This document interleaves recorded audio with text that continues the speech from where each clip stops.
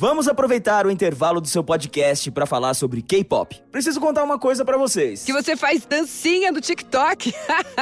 Ah, isso não vai me surpreender. Mas o menu exclusivo do Mac com personagens do BT21 vai. Tem o novo Mac Crispy Chicken Cajun, molho Sweet Chili e Cajun e os personagens BT21 para você levar para casa. Opa, depois do programa eu vou lá no app pedir, porque eu vi que os combos estão com frete grátis, né? Clica aí no banner e pede agora mesmo. É por tempo limitado. Vai! Clube Social apresenta o Corre do Xamã. Vendendo amendoim na rua ou rimando na batalha, sua história é feita de vários corres. E para não parar, Clube Social sempre foi seu parceiro. Clique e confira a nova versão da música Dias de Luta, Dias de Glória com Xamã por Clube Social. Clube Social, partiu para não parar.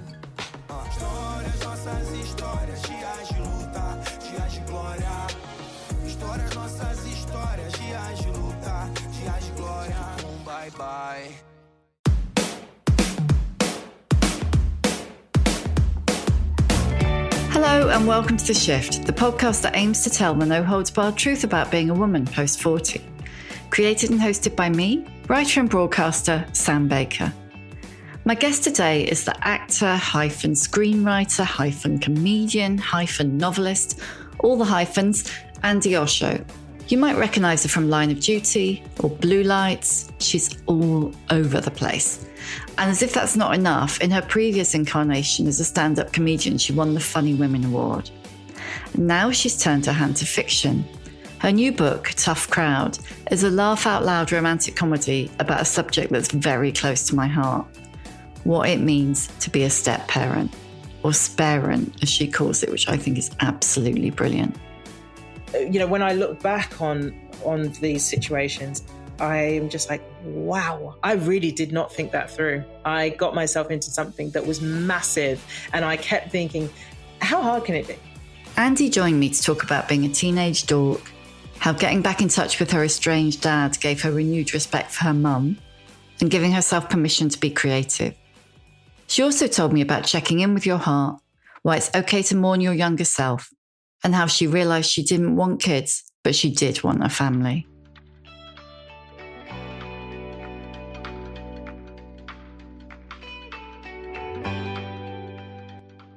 Let's go back. Can you tell me a little bit about little Andi? Because I saw you describe yourself as someone who loved maths and being in the choir, which just seemed like, particularly the maths bit, it seemed like my prejudices. Like, I didn't think a maths person would be a comedian and writer. Yeah. So I liked school for up until a certain point. I really liked school. I really liked getting homework. I remember asking for homework at one point. I mean, that stopped when I became a teenager. But yeah, totally. Yeah. So and the choir was like different because the whole liking maths and all that and liking homework, that was basically up until about 11. And then I sort of this kind of cynicism set in around 11, 12 years old, where I just felt like, what's the point? And I think that basically what had happened is that I'd been let down by, a friend that I thought was like my best friend, basically. And she kind of dumped me for cooler kids. And I don't think, I'm not blaming her, but the impact on me, because I was a very sensitive kid. And sometimes when I look back, things that I think happened to me might not have been actually as bad, but they felt bad because of how sensitive a kid I was. And so finding the choir was finding that safe space, like where you could be a complete dork and love maths. And in the choir environment, we were just this collection of various expressions of dork, and we loved each other. And we were, the kind of this little family. But I think what was more important about it that we didn't realize at the time, it was kind of a safe space to be all those things where you couldn't be outside in a normal run of school. Yeah, I mean, when you're at school, it's like dork is the worst possible thing to be, isn't it? And it doesn't make any difference when you've got grown-ups going, oh, like when you're older, it'll be fine. You'll be the one who ends up on top, all of that. Because when you're like 10 or 11 or 12, you don't really care if you're going to be on top when you're 30. You just want to be on top for the rest of the day, or just not on the bottom. Yeah, like 30 is just a total abstraction for a 13-year-old. It's just like, what even is 30? Do you know what I mean? I'm like, that's a whole more than my lifetime, the length of my already lifetime away. Like, it doesn't mean anything. And the funny thing is like a lot of the people that were the quote unquote dorky kids, they're always so much more interesting in adulthood compared to whoever was the popular, were the popular kids. But again, that's irrelevant when you are that kid at 12, full of angst and, just wanting to read manga comics and hide it from people. Oh, God, did anybody seeing you reading a manga comic? Like, whoa, Jesus. It's like you like maths and you read manga comics. Like yeah, exactly. I mean, I didn't, but do you know what I mean? Like that, those are the sort of like niche worlds that kids like that would be into and it not be accepted. And I suppose there is a thing of like teenagers' consciousnesses developing and not being fully developed so that their worlds are small and their priorities are different. And so we as adults can turn around and say, listen, it's all going to be better when you're 30. But they haven't got the capacity to get that. I mean, we can try saying it and then hopefully they'll look back at some point and go, oh yeah, I get it. Yeah. Oh God. I just wouldn't go back for anything. Do you think that being in that choir and finding like I don't know whether home is the right word, but like say safe space there, do you think that shaped your wanting to go into acting and onto the stage? I think that was already there, like before the choir. I didn't join the dots between that being a creative expression and then, because the acting actually came along quite a bit later. So I left school at 16. I just couldn't wait to get away from that particular environment. And so I went and did my A-levels in a sort of college, a further education college. And a lot of my friends went there. Friends from school went there as well. But then after that, my higher education was at a place called Ravensbourne, which at the time focused on design and like making TV shows and stuff like that. So I learned to be behind the camera did like 2-year HND. And then spent 10 years working in post-production. So that's like all the editing and all the bits that happen after a show's been shot. But it's very it's further behind the camera. It's not even behind the camera. It's behind the people behind the people behind the camera. You know what I mean? It was so far back. And so I stayed in that environment working in various companies for about 10 years until it just got to the point where I was just like, I like this. It appeals to that logical part of my brain because I was basically kind of like an operations manager, a bookings person in various places. So it was all about organizing people. It was like booking people, putting people and equipment in the right place at the right time for the right client. And then I was like, yeah, that appeals to the part of me that likes maths and spreadsheets. But there was a part of me, like a creative part of me, that I was beginning to realize was unsatisfied. I hadn't even acknowledged it, like up until that point. And then, yeah, I was just really feeling like there was something else that needed to be serviced within me that this job would never, no matter how high I got, no matter, I suppose ultimately you end up running your own company. That's probably where something like that, the job I was doing, would lead. It was never going to satisfy that creative part of me. I wanted to make things. And so I was working in an environment where there was, a lot of actors, because we were all working on this soap. And so the actors and the production and the post-production, we were all in the same place. So I got to know some of the actors and I was like, I think that's what I want to do. Oh God, it was like coming out. It's like, oh, I'm going to start telling people, I want to be an actor. Oh, we love you, whatever you are. And I didn't even know how to do it. I didn't know, I wasn't really aware that drama school was the route. I'm just going to give this a go. And my mindset was, I'm going to try it. And if it fails, at least I can say I tried it. That's all I want, is to be able to have tried. And I felt like once I figured out the whole drama school thing, I felt like I was too old. I was 29 and I'd already decided I was too old to go to drama school. I didn't have enough time to waste, quote unquote, doing that. So I just sort of went for it and started doing like lots of short courses and workshops and stuff like that. So I knew I had to get an education in this field, in this craft, but I didn't want to commit to like a 3-year training thing. I didn't have the money for it either. And so that's kind of how I started.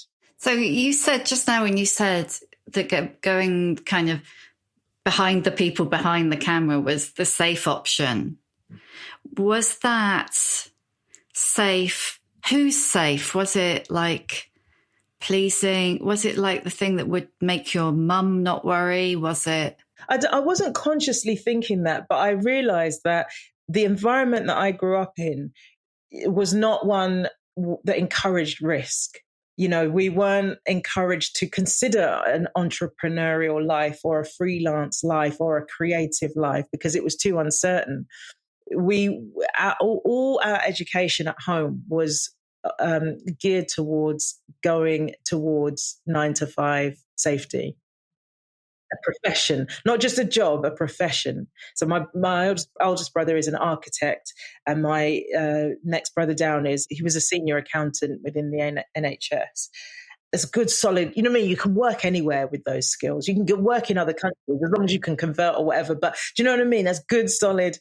I can hear your mum saying that. Yeah. I mean, I don't know if he actually said it, but like definitely that was implied in our upbringing, strongly implied, let's say.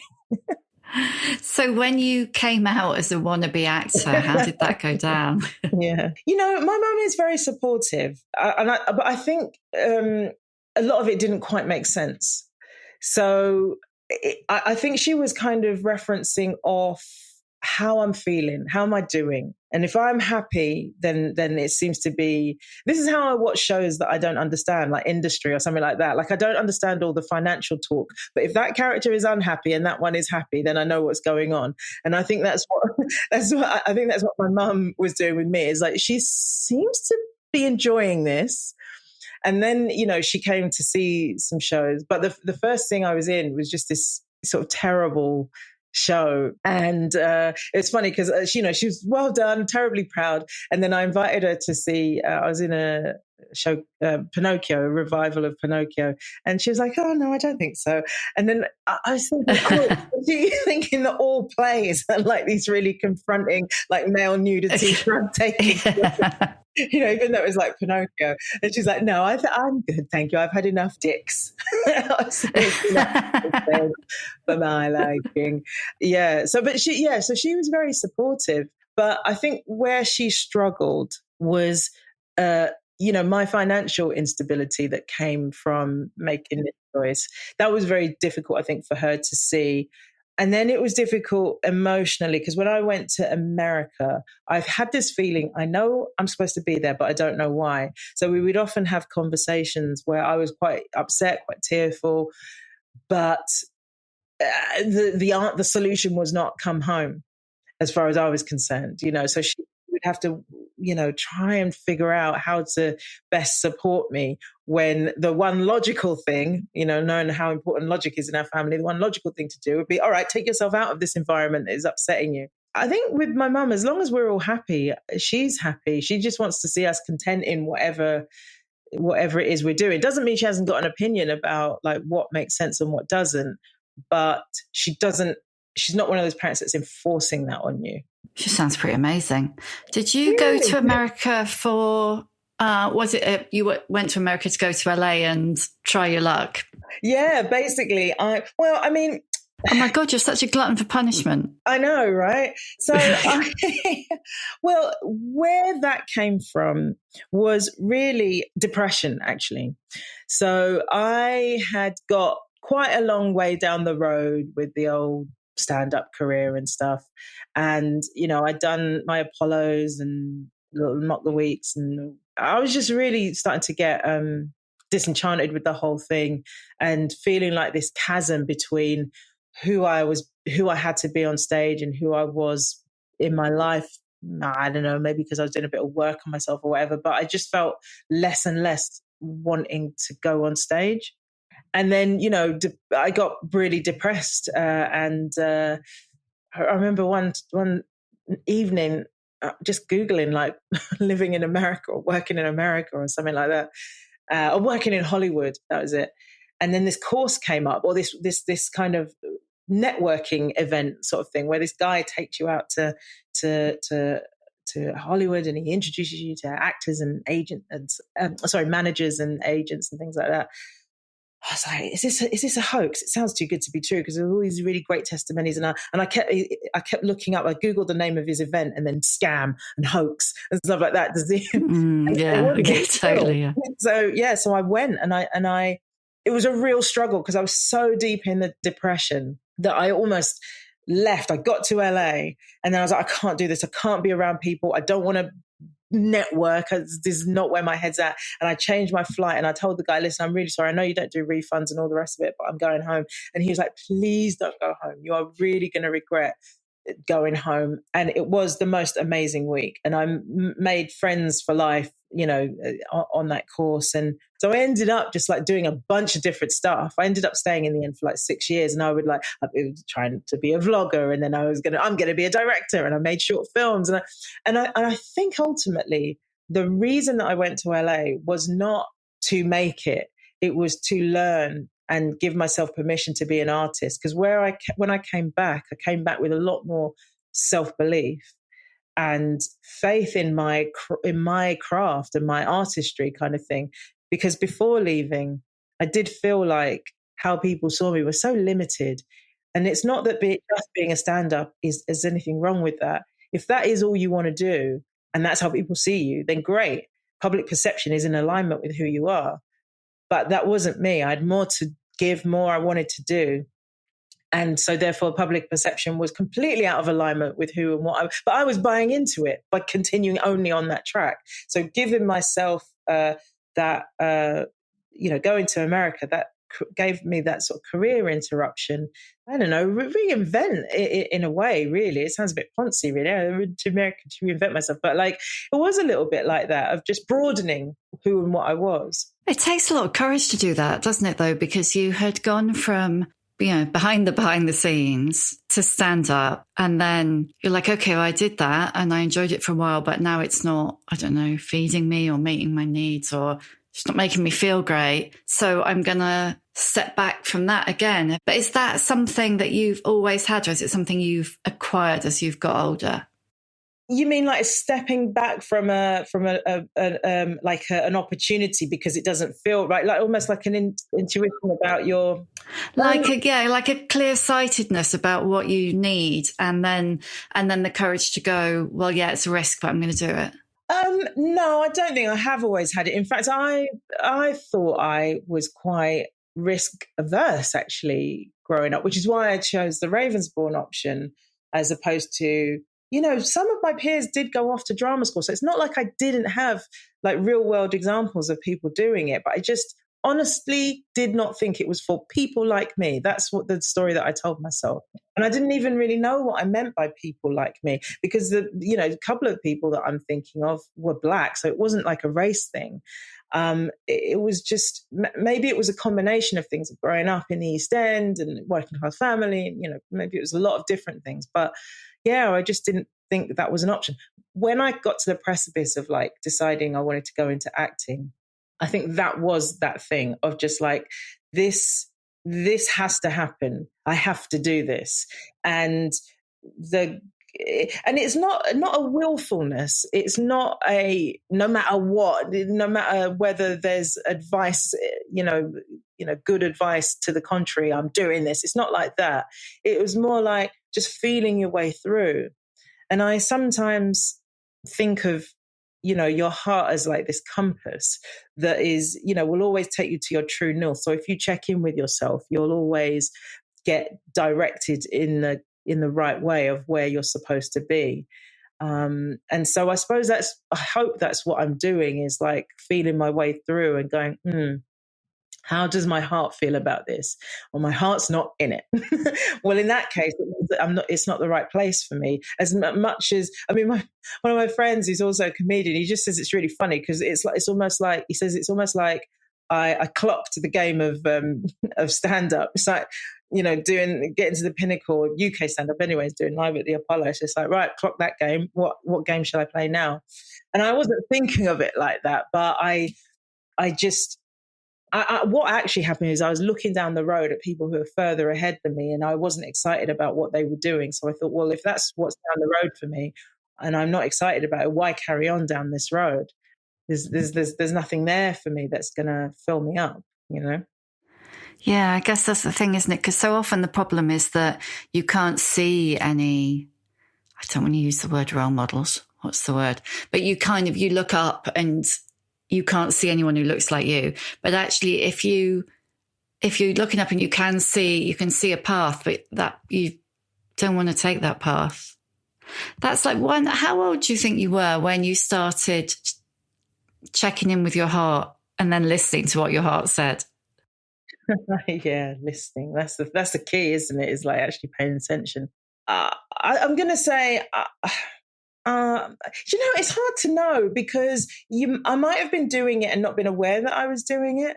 But I think probably the conscious one was the going into acting, and like leaving the relative safety of because I became, towards the end of my time working behind the camera, I sort of became a contractor. So leaving that last contract, like letting that finish basically, and then going, right, that's it, I have to make a choice now. That was a hard decision because it wasn't logical. I could have taken another contract and worked in the theatre in the evenings and done something bonkers like that, but at least I would have had a regular income. But I just felt that, I had to put my lack of money where my mouth is, I guess, because it was like all like, you know what I mean, like temping. And oh my God, that's when I had some of my worst jobs of like being a tequila girl and working in a bar. And the crazy thing is I was doing teenagers' jobs basically at 30. Oh God, that makes stand-up, like given the choice between that and getting up on a stage and being booed off, it's like, I'll take the being booed off, thanks, any day of the week. In Tough Crowd, your main character, Abby, it starts with a routine, her stand-up routine, which is about being too much. Is that something that you identified with, kind of growing into yourself? Yeah. Yes. But I feel like a boy with lots of energy isn't considered a strange thing, but a girl who has lots of energy gets given labels like tomboy or too much or, all this sort of stuff. And so I think that it was important for me to have Abby have this too much experience and go on a journey with it, because it's so like under the current of society in terms of how we relate to young women, young girls. But it is so unhealthy as well, because actually, who's to say what's too much? Maybe you're not enough.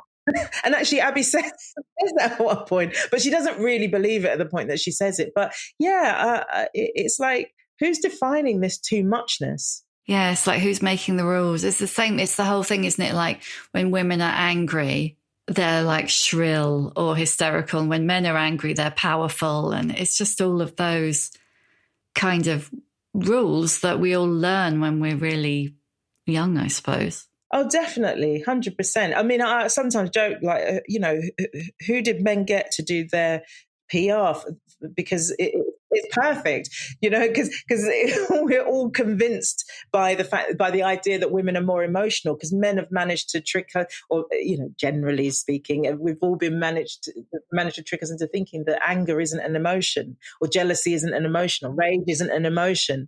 Not that, those are only the preserves of men, but they feel like socially acceptable expressions of men's emotions, whereas pretty much all of women's emotions are unacceptable unless they are like, looking completely divine and feminine while doing it. A sort of Demi Moore single tear in Ghost is acceptable. Oh, yes, just one tear. one big fat tear. Trickling. Yeah, but ugly crying. No, you're hysterical. Oh, that's wrong.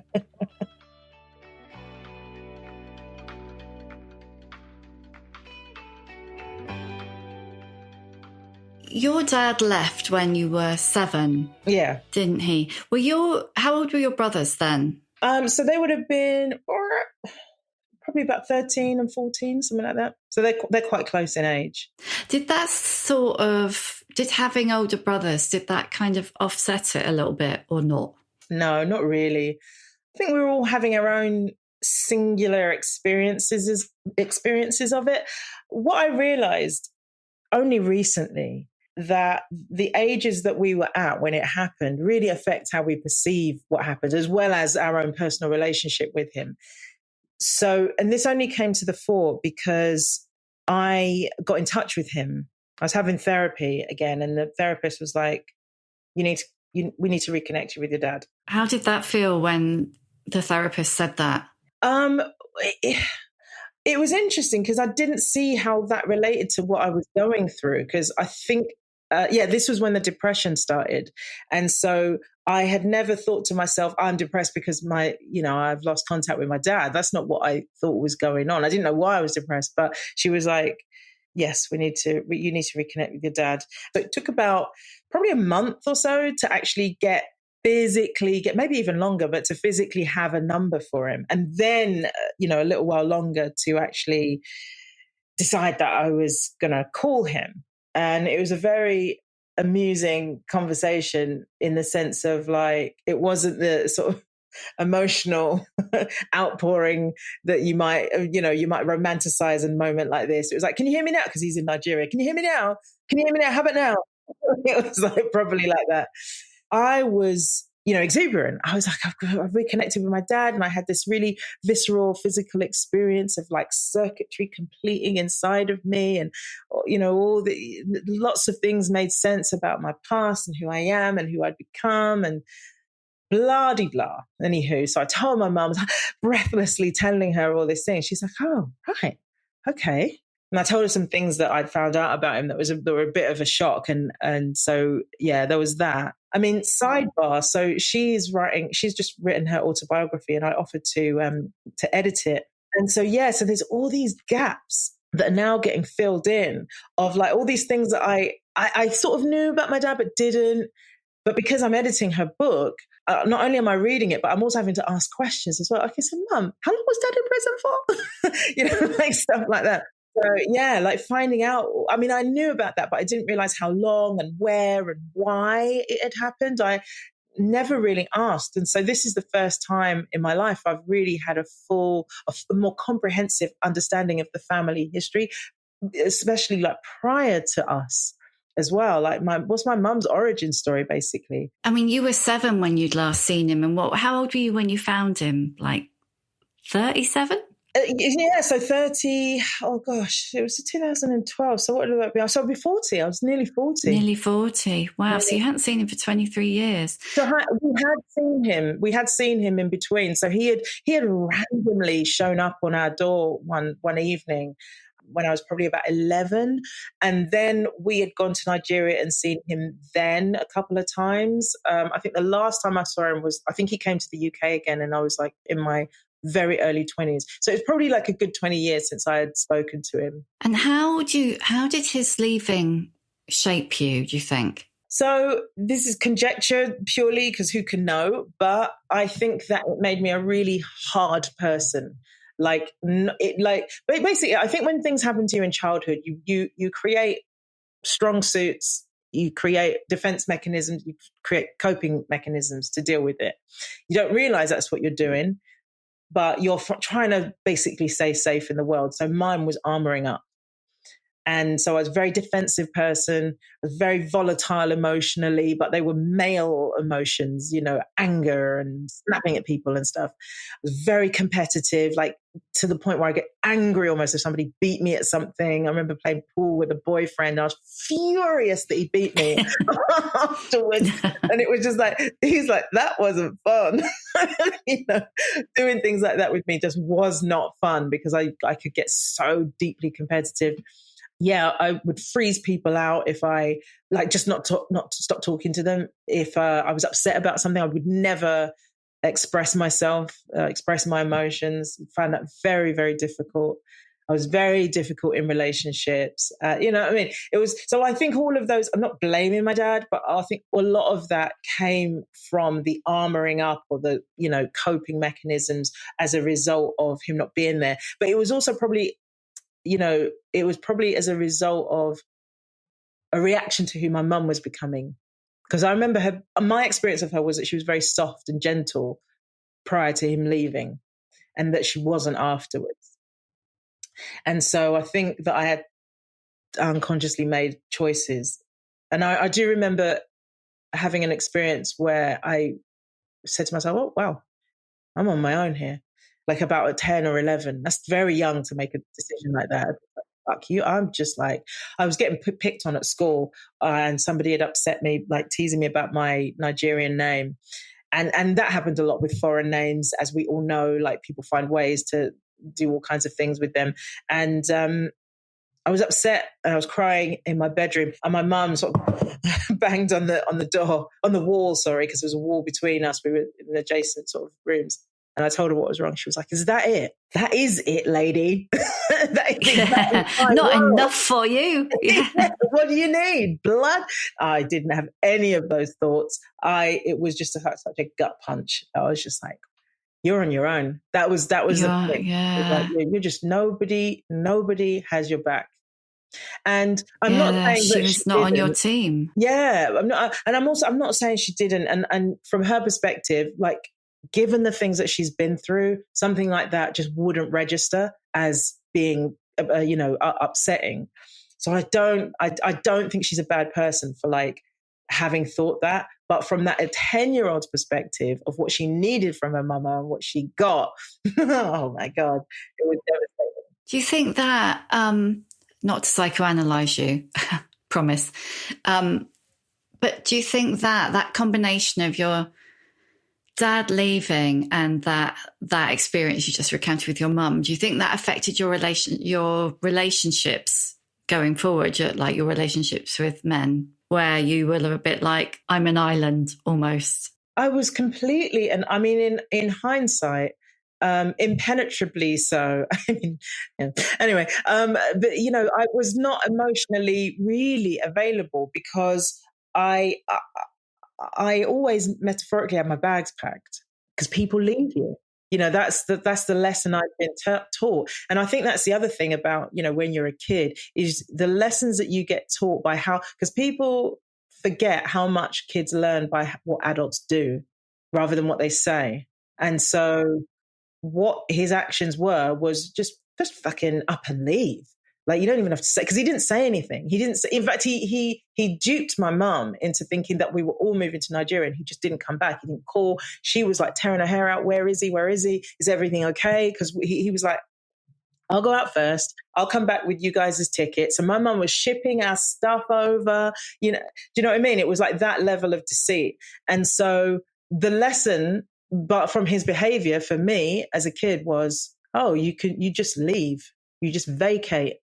And so that's what I did emotionally sometimes with people. I think that's what that was, that shutting down of just like not giving anything.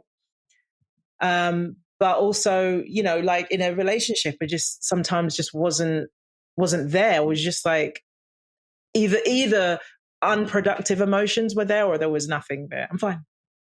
No, I'm fine. Like that type. Oh, fine. So you have to, this is why I had to do work. You know what I mean? Like, some people are like, oh, you're working with, blah, blah, blah. I had to. I would have been a monstrous grown-up if I hadn't. I mean, yeah, gosh. Because I noticed that the dreadful mum in Tough Crowd, and I'm sorry, I can't remember her name, she talks about Abby as basically not having any of the grown-up responsibilities that her sister has, like the kids and the husband, and I noticed that you don't. I mean, partly choice, mostly choice, but also a little bit circumstances. It's always a little bit circumstances, or not always. Anyways, in my situation, it's a little bit. I thought I wanted kids because that was the model that was laid out. And then I was with somebody who didn't want kids. And then at that point, I really did want kids. And so we broke up. And then afterwards, I started to think, well, for a while, I was desperate to meet somebody really quickly afterwards, simply because I wanted to have kids. And then as I was approaching 40, I started thinking, if you're quite an intentional person, like, when you say you're going to do something, you always do it. You always do it. So why haven't you had kids? Maybe it's not about kids. And then I was thinking, what is it about? I was like, it's family. That's what I was actually wanting. Family is very different from having kids. Family could be a friendship group. Family could be you and your dog. Family can be just you and a partner. You can adopt, you can foster, you can, you know what I mean? It's like, and the relief that I got from that realization was immense because it just stopped the chase. Because I was almost frantic, almost like sometimes I liken myself to Predator looking for that skull. No, it's not you. It's not you. Who is this person who's going to give me family? And so the relief of not having to look for that person anymore, especially as, because I've got the biological clock, not just ticking, but like gonging in my ears kind of thing. So not having to worry about that was a massive relief. But also the reason that Abby has no kids as well is because that was the situation that I found myself in with the people that I dated that did have kids that I was drawing on as an example.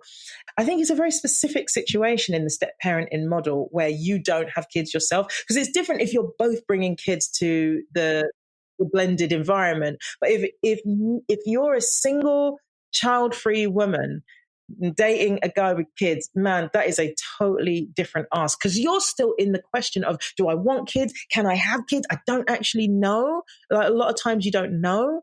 And so emotionally, it's a different landscape, basically. So that's why I wanted that dynamic for Abby and Will. Yeah, I think people talk about it so little because I'm a stepmom and I was 26 when I got my stepson. For me, I always felt like I was completely out of sync with my peers because I was suddenly kind of projected into this situation where I was not a mum in any stretch. I was never that. And I think the word you use, like sparent, is absolutely brilliant because that's exactly what you are. You're like extra. You're another person in that sort of role. But it was really, it's like, oh, wow. So all of a sudden, none of my friends have got kids. And then as my stepson became an adult, all of my friends had little kids. So I was always in a real out of sync situation. And that kind of, also all that kind of stigma around, particularly the stepmother. Like, I think there's a really, something I've written it down, I can't find it. Oh yeah, they're always old and they have big noses and they hate girls. It just really, really made me laugh. Yeah. That's it, isn't it? That's how they're portrayed. And it's just like, wow, that's not how Abby saw herself, but also, why is it like that? Like, why is that the perception that people have of these people? And yeah, so I really wanted to look at that because it's a particular emotional ask of women. I think for myself, I was just massively naive about what I was getting into. I really, really didn't think it through. And so I've gone to great lengths to change a lot of the detail because it really isn't about the guy or the kids. It's about the journey that I went on. And so I've given Abby all these different details, and the stand-up is not what I was doing at the time and all that, because it's really about her journey.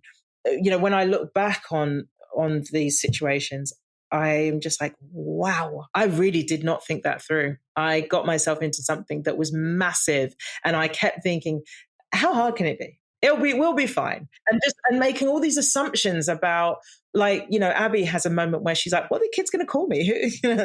And Will's like, Abby. And I had a similar thing. It wasn't about what they're going to call me, but I remember the guy was looking for a new school for their kid.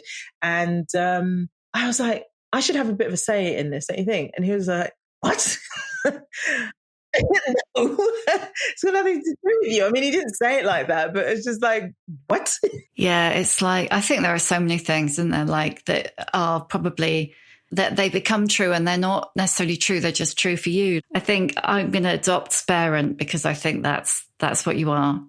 Yeah, you're falling between so many different stools, because I remember having to. Well, the guy I was with and the oldest, they had a little bit of a falling out, and so there was a bit of stomping off to bedrooms and stuff. And I wanted to console the oldest, and he didn't want to talk to me, and I was kind of like, I'm not his mum to be able to say. To persist, basically. I had to just let it go. So it's a really, really tricky space to be in. But I guess I hope rewarding for folks as well to stick with it and just allow themselves to grow in the role. Yeah, I mean, yeah, I definitely consider myself really lucky. I mean, that's my family, you know. Yeah. And it was important to me as well, and I hope this comes across, that I wanted Elle to be, you know, at first blush, she might appear to be the villain, but she's not. She's really in pain herself. And so, and she is a child learning how to express herself and dealing with this brand new adult that dad has not forced on them, but he hasn't maybe proceeded with the care that he should have. And so, you know, she expresses herself in a particular way, but I want her to be, you know, obviously 3-dimensional and not people to not, they might dislike what she does, but I don't want them to hate her. No, totally. I don't think they will. So where are you at now? You're 50, aren't you now? And you look fantastic. Not that that's relevant to anything, but you do. How is life now for Andi at 50? I think it's much more settled. And I also think, you know, we were talking about this whole navigating by heart. I think actually I am doing that a bit more consciously now, of like, what is the right next step for me? What do I really want as well? Like really checking in with myself quite regularly and asking that question, like, what do I want that's from my spirit? And what are the wants that are just ego wants? And they're often not the same. And the spirit often just wants to be settled and content and secure and is comfortable with uncertainty in a way that the ego isn't. So it's like really like taking a beat to go, all right, what actually is really there in terms of what you want? So there's a bit more of that. Life's a lot quieter now. And what I've noticed with turning 50, so I just turned 50 earlier in the year, is kind of, you know, I'm definitely conscious now of the aging process. I think I was like 40 for like 10 years, essentially. And then suddenly I became 50. And it's different. It's really different. What I'm sort of conscious of at the moment is mourning, allowing myself to grieve who I was. Because I remember I did a sort of very brief Marianne Williamson workshop about aging.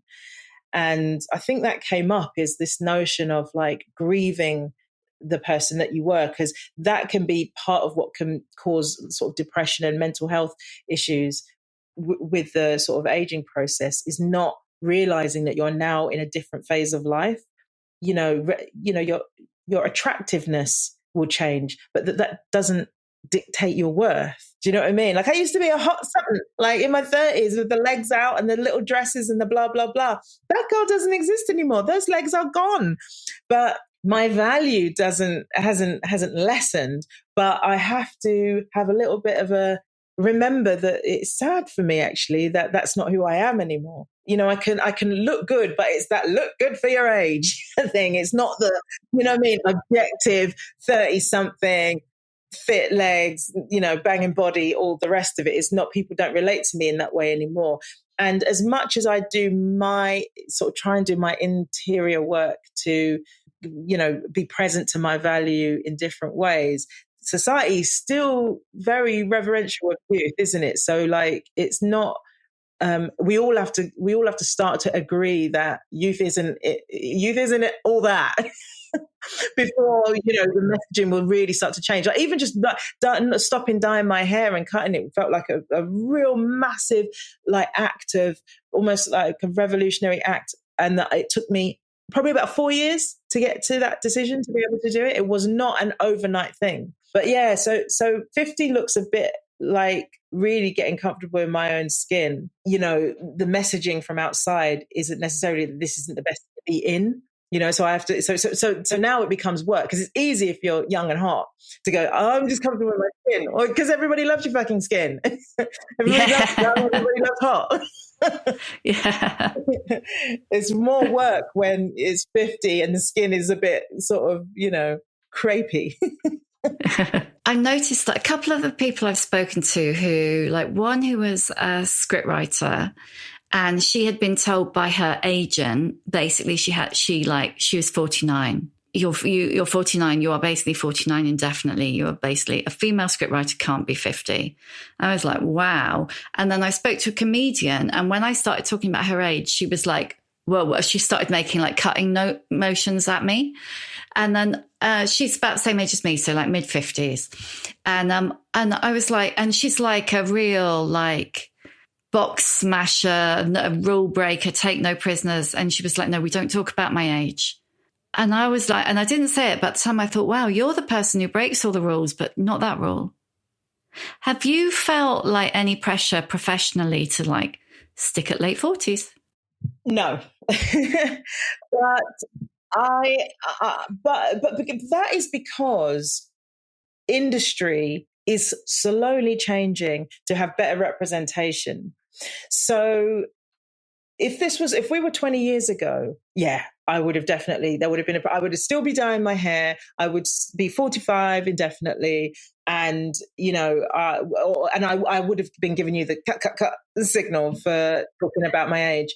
But I think we're in a new world now where there is much better representation and much more diversity in terms of how a role is perceived. So a senior surgeon can now look like me.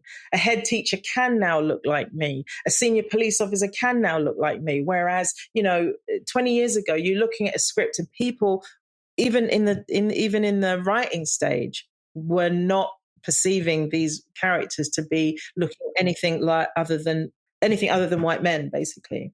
Even women, you know, white women were being sort of like cut out of the picture. So it's made it easier now. And actually, funny enough, there were some roles that I wasn't getting because I didn't look old enough. A senior, whatnot, a head of, obs gynae or something.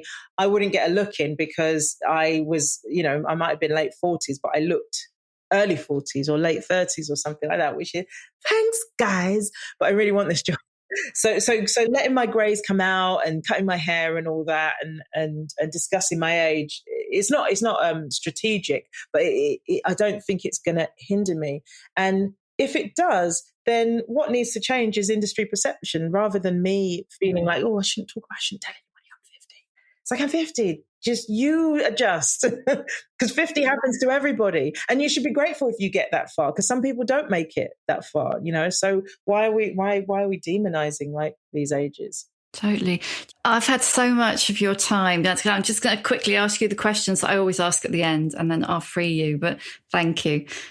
What's your emotional age? Oh, what a good question. I think it is 50. Would you, if I'd asked you that question, say a year ago, obviously you would have been 49, but would you have said that, or has that changed, has that solidified in the last year? Yeah, I think that if you'd asked me a year ago, it probably would have been sort of early 40s. I think there's something profound happened when I turned 50. Like I could feel, it felt like a different phase of life. I even said to a friend the other day, I mean, you know, at my age, and she just went, what do you even mean by that? I was like, she's 10 years younger than me. I was like, this is real. This is a real thing.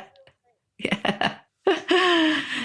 Give us a book recommendation. So it can be something that you've always loved, or it can just be something great you read lately, anything. So something that I enjoyed recently is Mrs. Death.